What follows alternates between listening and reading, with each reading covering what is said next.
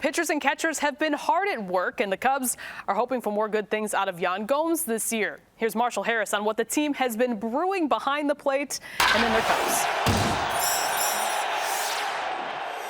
Yan Gomes' primary responsibility might be handling the Cubs pitching staff, but he was key at the plate last season, hitting over 300 in clutch situations.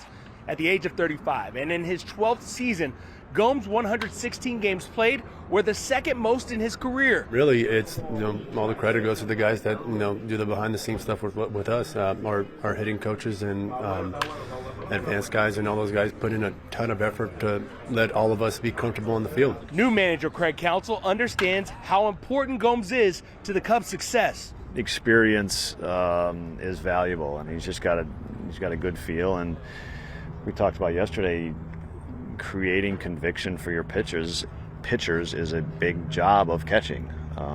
Create that conviction. Jan's fabulous at it. Every time we start spring training, my biggest goal is just to kind of get to know each other again.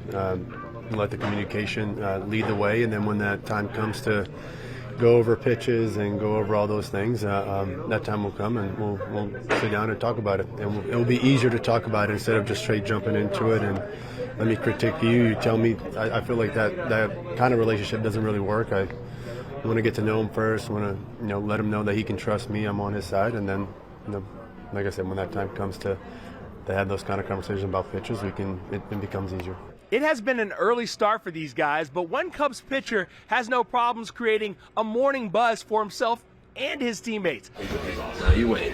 Jamison Tyone doesn't just start games, he starts the morning with a fresh cup of joe with his favorite barista, himself.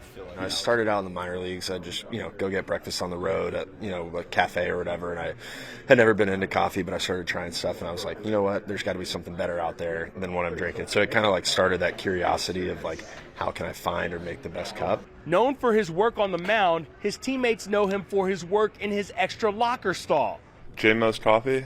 Yeah, I think you should really take it global, to be honest, yeah. Might as well open a couple shops. Sometimes when I'm driving in, I'll get a guy that texts me and is like, I need a cup today, save one for me. Some days it's the strength coaches, some days it's a trainer, some days it's, Justin Steele or whoever is save one for me. So, I enjoy it. I think this is going to sound real nerdy, but there's some parallels to baseball. It's a process. And if you're diligent about your process and you do it the right way, you kind of reap the rewards. So maybe that's why I'm so into it. So with guys like Tyone and, of course, Ian Happ, the Cubs, they have some serious coffee connoisseurs in their clubhouse. Covering the Cubs in Arizona, Marshall Harris, CBS 2 News.